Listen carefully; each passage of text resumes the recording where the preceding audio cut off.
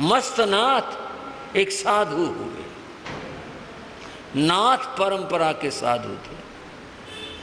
रोहतक के पास नाथ परंपरा के साधुओं का बहुत बड़ा आश्रम और डेरा है, उसी परंपरा में हुए। उनके जीवनी में एक बात पढ़ने को मिली। मस्तनाथ साधना करते थे, जंगल में रहते थे। मस्तनाथ की कमर में फोड़ा हो गया। फोड़ा भी बहुत भयंकर हुआ, हर समय रिश्ता रहता था। अनुमान किया जा सकता है कितना कष्ट होगा। लेट नहीं सकते थे, कमर में था।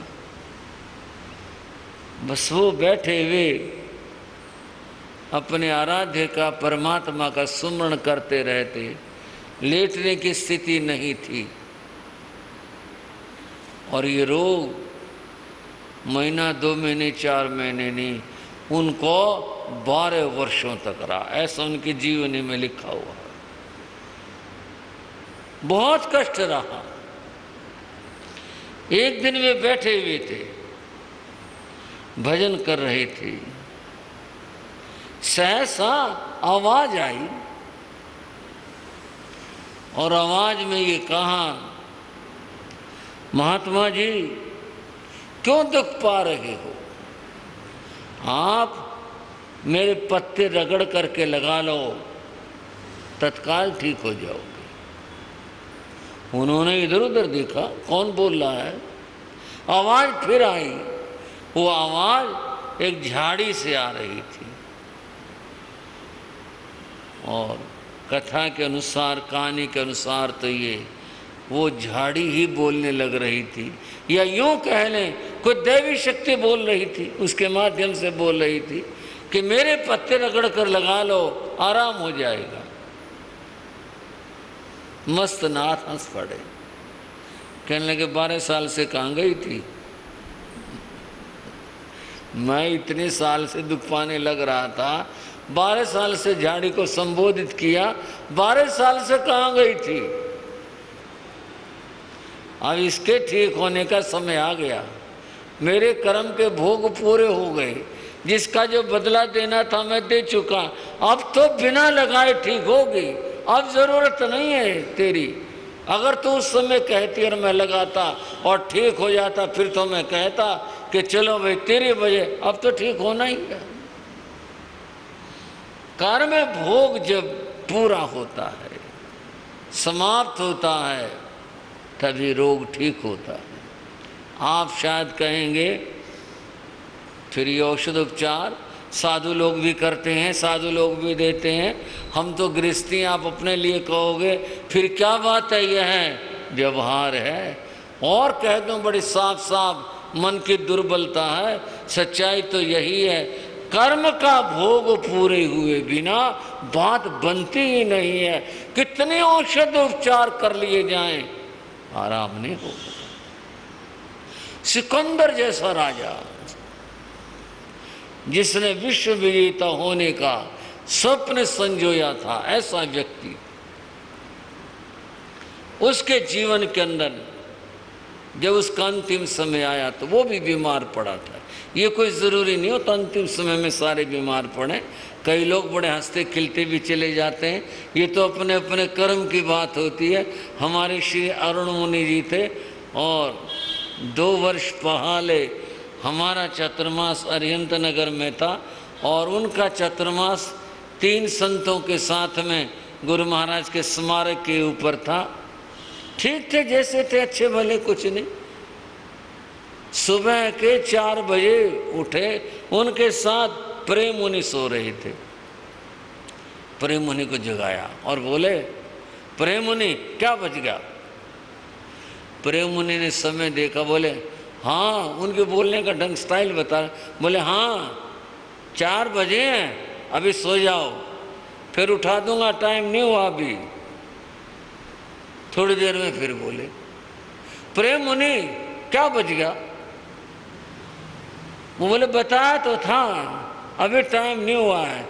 नींद नहीं आ रही हो ना, नकार मंत्र पढ़ लो, सहज बात। और अरुण मुनि नमोकार मंत्र पढ़ने लगे।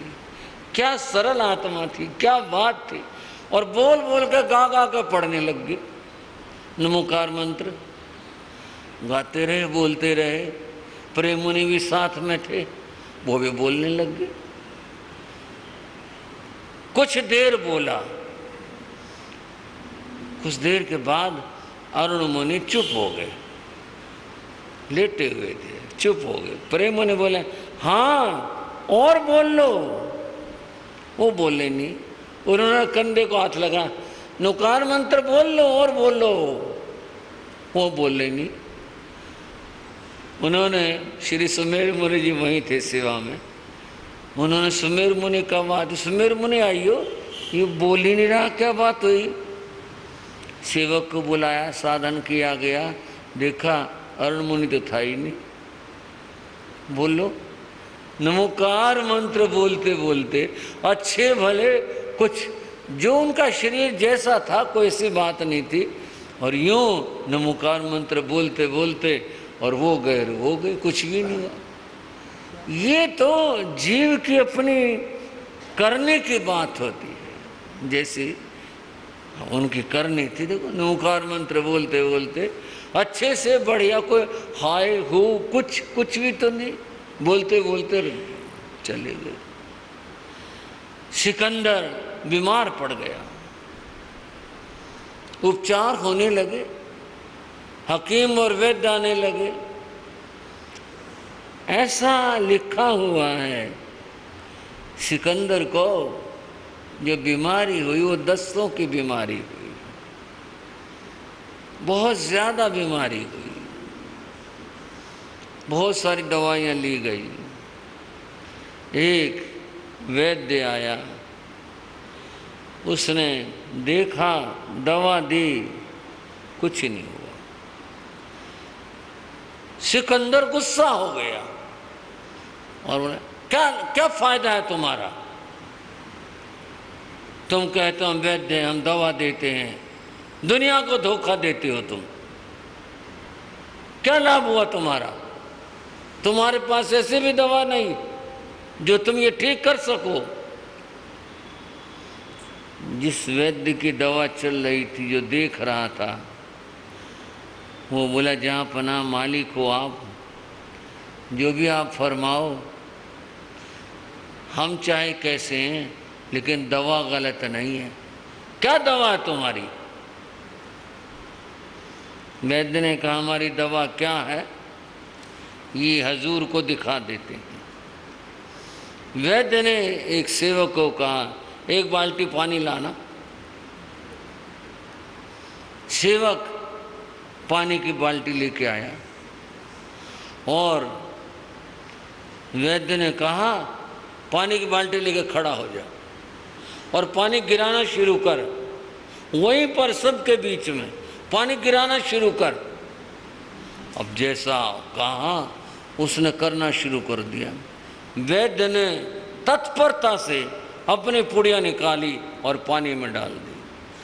ऐसी कथा है, जो पानी की धार बंधी थी ना बाल्टी से जमीन तक, वो डंडे की तरह से खड़ी हो गई, पानी वहीं जम गया। ऐसी औषध थी। बोला जी हम क्या कर सकते हैं। जहाँ तक दवा की बात है, मेरी दवा का ये प्रभाव है, पानी को जमा दिया और आपको कई दिनों से खिला रहा हूँ, आपको कुछ नहीं हो रहा। बंधुओं, ये अंततः कर्म की बात होती है। कर्म का भोग जब पूरा होता है तभी जा कर के कुछ बात बन पाती है, अन्यथा नहीं। महारोग से, दाह ज्वर से पीड़ित थे, नमिराज दुखी थे, बहुत पीड़ित। एक दिन एक वैद्य आया, उसने सुना कि राजा बीमार है, चलो हम भी दवा देकर आते। वह आया, आकर के उसने देखा, पहचाना दाह ज्वर है इनको। तब वैद्य ने कहा, मेरे पास इसकी औषध है, बस करना ये है वो एक गो शीर्ष नाम का कोई चंदन होता था, वो उसके पास था। इसको घिस करके इनके शरीर के ऊपर लगाया जाए, इससे इनके शरीर में जो ये वेदना है, जो जलन है, ये शांत हो जाएगी। ऐसा भी कहते हैं कि वो चंदन ऐसा चंदन था, अगर उसका तेल उबलते हुए तेल के कढ़ाई में डाल दें, वो तत्काल शांत हो जाए। इतना विकट था वो, इतना प्रभाव था उसका। उसने कहा इसको घिस करके और इनके शरीर के ऊपर लेप किया जाए, जो पीड़ा है वो शांत हो जाएगी। चलो ये भी देख लेते हैं, और तो सब इतना कुछ कर लिया, ये भी देख लेते हैं। उसने अपने झोले से वो चंदन की लकड़ी निकाली और कहा लो। सेवक उसे लेकर के अंदर के कक्ष में गए और वहाँ घिसने के लिए ये सिलबट्टा ऐसी चीज़ होती है, वो उन्होंने रखी और फिर घिसने के लिए तत्पर हुए, तैयार हुए। रानियां भी चिंता में रहती थी, आसपास ही रहती थी। रानियों को भी ज्ञात हुआ कि चंदन घिस करके लगाना है, तो वे बोली चंदन हम घिसेंगे, तुम नहीं। हमारे पतिदेव हैं, इनकी सेवा करना हमारा धर्म है, हम घिसेंगे, लाओ। सेवकों से उन्होंने चंदन की लकड़ी ले ली और वो ले करके उन्होंने उसको घिसना शुरू किया। चंदन शीतल होता है, ये सभी जानते हैं, ठंडा होता है, इसीलिए उसको माथे पर भी लगाते हैं। चंदन एक औषधीय लकड़ी है, और भी औषधों में उसका प्रयोग होता है, पर ये भी कहते हैं कि चंदन सख्त होता है। किसी ने कहा दर्दे सर के वास्ते, सिर में दर्द हो तो, आपको नहीं कह रहा मैं कि नुस्खे बता रहा हूँ, ये तो मैं बात बता रहा हूँ। जो एक शेर है, दर्दे सर के वास्ते चंदन लगाना है मुफीद, मगर इसका घिसना और घिसाना ये भी सिर दर्द है, जल्दी से नहीं घिस पाता। रानियों ने घिसना शुरू किया चंदन को, कुछ घिसा, कुछ थोड़ा लेप तैयार हुआ, सोने की कटोरी में उसे डाला गया और कहा जाओ ले जाओ। सेवक ले गए, वैद्य बैठा हुआ था, उसने लिया और ले करके राजा को उसके माथे पर लगाया। लगाते ही एकदम ठंडक पड़ी और राजा को इसे सुख की सांस जैसे आई हो, बहुत अच्छा, बड़ी शांति मिली है। और अंदर फिर चंदन घिसा जाने लगा, घिसा जा रहा था, रानियां घिस रही थी। थोड़ी सी बात मैं आज के संदर्भ में कहना चाहूँगा, वो यह है, एक कार्य तो नौकर से करवाना है और एक कार्य स्वयं करना है। आज घरों में सेवक हैं और बहुत सारे कार्य सेवकों से करवाए जाते हैं। मेरी बहनों, मैं कोई आपके गृहस्थ के कार्यों का मार्गदर्शन तो नहीं कर रहा कि तुम यूँ करो, तुम यूँ करो। आरंभ के कार्यों से मुझे क्या अर्थ है, पर एक बात कहना चाहूँगा, जो एक शब्द है जिसको सेवा धर्म कहते हैं, वो सेवा धर्म तब होगा जब हम अपने हाथों से काम करेंगे।